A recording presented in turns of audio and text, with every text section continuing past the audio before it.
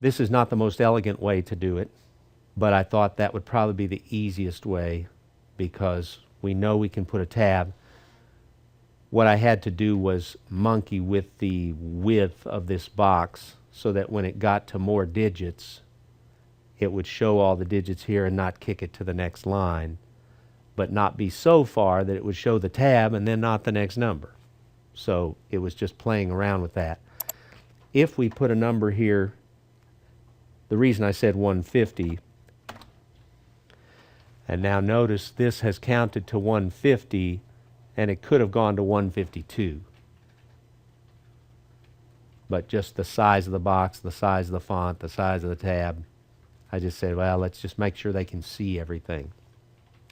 So this is counting to 150. If I put any other number in there, I could put 999, and we'll see it to 152, and everything else doesn't fit in the caption property because the box isn't big enough. How's that feel so far?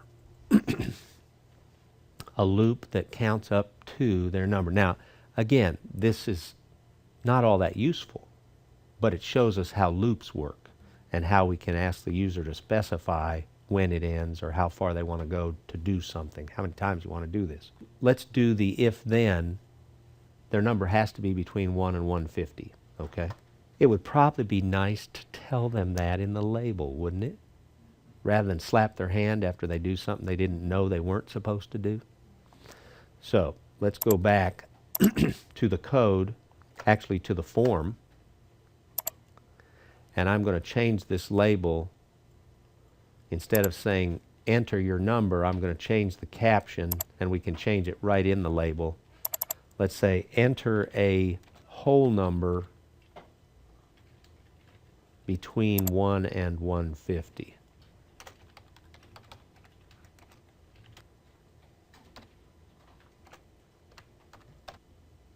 Text align, property, centered. And we could say please, if we wanted to be more polite, please enter a whole number between 1 and 150.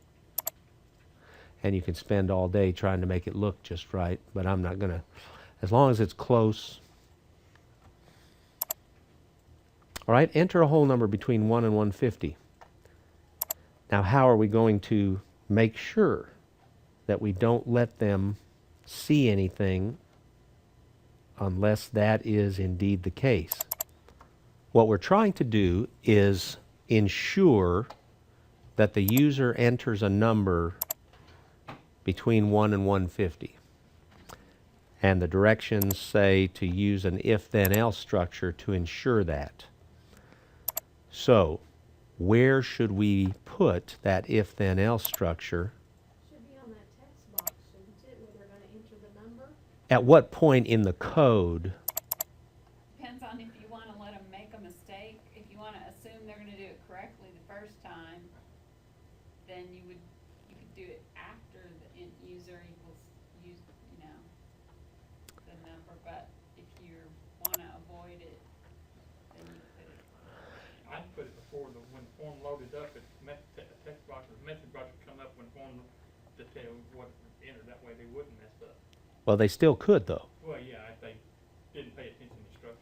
If we don't want to display more numbers than the label can hold, then it doesn't matter when we tell them what to do. We've got to ensure that they did the right thing after they do something before we run the loop. So it looks like we don't know what they've entered until this point, and we want to check it right here before we go into the loop.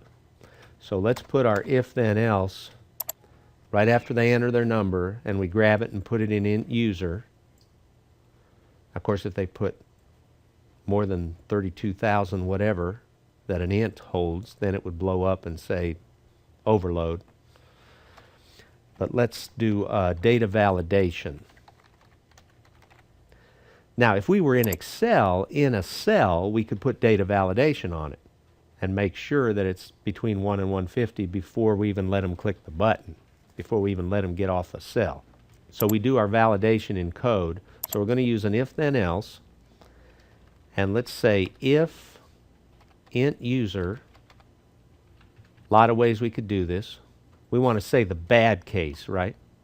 So the bad case would be less than 1 or greater than 150.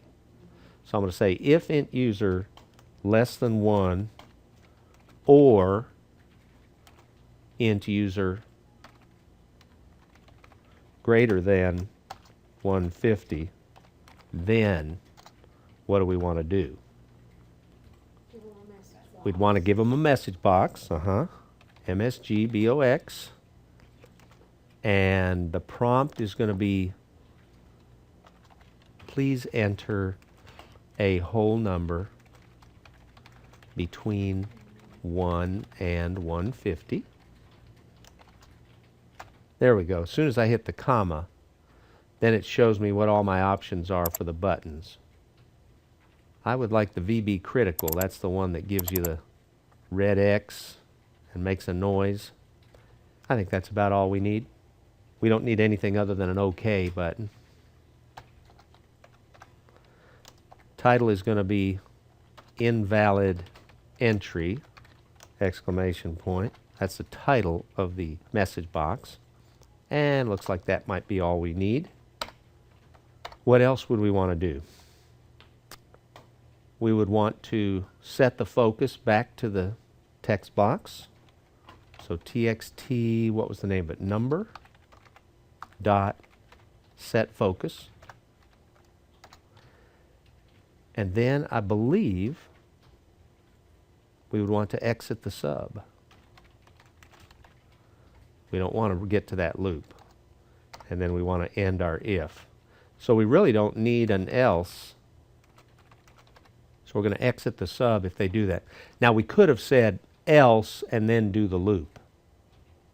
If we wanted to strictly have an if then else structure, we'd say if it's bad stuff, give them this message, send them back to the text box, get out of the sub, else then do the for next loop. We could do it that way. There are always a multitude of ways that one can code a certain structure. Let's compile this and see if the thing works.